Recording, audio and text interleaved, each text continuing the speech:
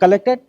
कचहरी को फरमान आता है कि कलेक्ट्रेट कचहरी में कुछ ऐसे स्थान हैं जहां पे अधिवक्ता अपने उन सभी समस्याओं का निवारण करते हैं, उसे तोड़ने का फरमान जारी होता है, जिसके बाद से अधिवक्ता जो हैं काफ़ी ज़्यादा क्रोधित हो जाते हैं, नाराज़ हो जाते हैं, जिसको लेकर के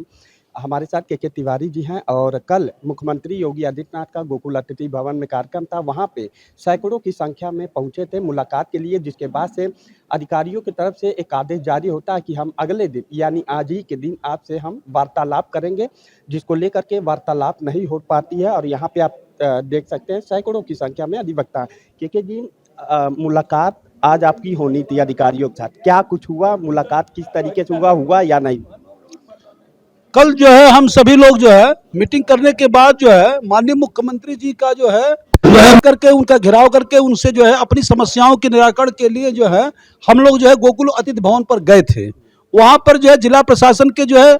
सक्षम प्राधिकारी जो है, जैसे वहाँ पर जो है एडीएम प्रशासन, सिटी मजिस्ट्रेट, एसडीएम सदर, और फिर बाद में हम लोगों से डीएम से वार्ता हुई और डीएम साहब ने कहा कि जो है कि कल हम लोग जो है बैठ करके वार्ता करेंगे और जब अधिवक्ताओं से वार्ता के बाद कोई सहमत जैसी बनती है वैसी कार्रवाई किया जाएगा। लेकिन आज हम सभी लोग जो है ये हुआ कि जो है अध्यक्ष जी ने बताया कि हम सब लोग जो है 1:30 बजे चलेंगे डीएम साहब से मिलने, और डीएम साहब मिलने के लिए 1:30 बजे हम लोग जाने ही वाले थे। अध्यक्ष जी से कहा गया कि जो है वो जो पत्र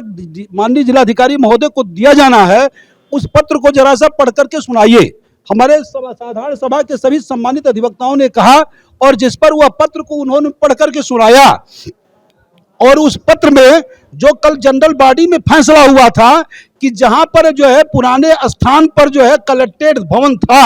वहीं पर कलेक्ट्रेट उसी स्थान पर बनाया जाए, और जहां पर अधिवक्ता बैठ करके चाहे वह पक्के शेड में बैठते हो और चाहे वह टिन शेड में बैठते हो, उस शेड को किसी भी कीमत पर जो है वह तोड़ा न जाए, अधिवक्ताओं को जो है बेदखल न किया जाए। लेकिन जनरल बॉडी के सामान्य सदस्यों के भावनाओं के मुताबिक जो है उस पत्र में जो है उल्लेख नहीं किया गया, बल्कि यह लिख दिया गया कि अधिवक्ताओं को कहीं स्थान नहीं दिया जा रहा है, जिससे अधिवक्ता आंदोलित हैं, जिससे उस पत्र से जो है पूरी जनरल बॉडी हमारी जो है वह सहमत नहीं है। और ऐसी स्थिति में हम जो है इस सैकड़ों की संख्या में क्या जो है करीब जो है जान लीजिए कि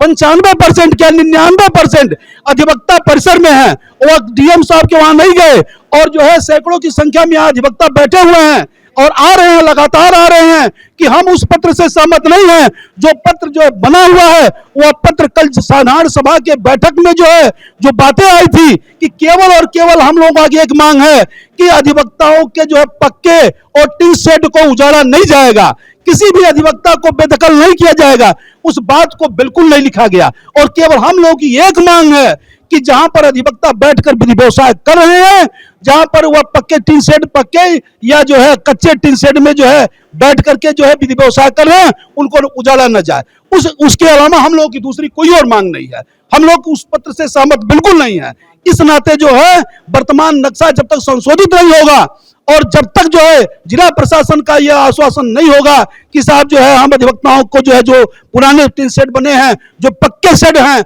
उनको हम ध्वस्त नहीं करेंगे, छेड़ेंगे नहीं, तब तक हम लोगों का आंदोलन जारी रहेगा। अगर आपके स्थान को क्षतिग्रस्त कर दिया जाता है तो क्या कुछ उसके आगे का निर्णय होगा? आपका कहना यह है कि जो यदि क्षतिग्रस्त कर दिया जाता है तो आगे का क्या निर्णय होगा? तो मैं आपको अवगत कराना चाहूंगा कि पहले अधिवक्ता क्षतिग्रस्त हो जाएगा, अधिवक्ता के शरीर में जब सांस नहीं रह जाएगी तब जो है इस निर्माण को तोड़ पाएंगे। लेकिन अधिवक्ता जब तक अधिवक्ता के पास सांस शरीर में सांस चलेगी तब तक जो है वो इस जो है इस निर्माण को वो ध्वस्त नहीं कर पाएंगे।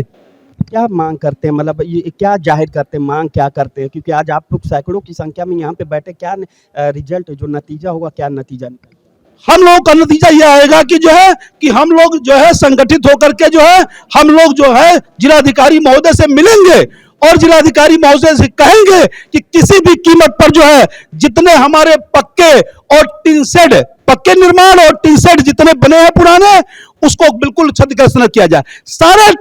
टी सेट मुश्किल से जो है 10 साल के बने हुए हैं और जो पक्के निर्माण है वो भी जो है करीब 8-9 साल के ही बने हुए हैं। 2-2 मंजिल बिल्डिंग जो टैक्स पेयर के पैसे से बने हुए हैं, और यह निर्माण के लिए एक समय है, उसके लिए एक जो उम्र होती है, और उस उम्र के पहले जो है उसको ध्वस्त नहीं किया जाता है। इसको ध्वस्त करके ये राष्ट्रीय क्षति होगी। ये राष्ट्रीय क्षति जो है हम किसी कीमत, अपने हितों की रक्षा के साथ साथ राष्ट्रीय क्षति को जो है किसी कीमत पर नहीं होने देंगे।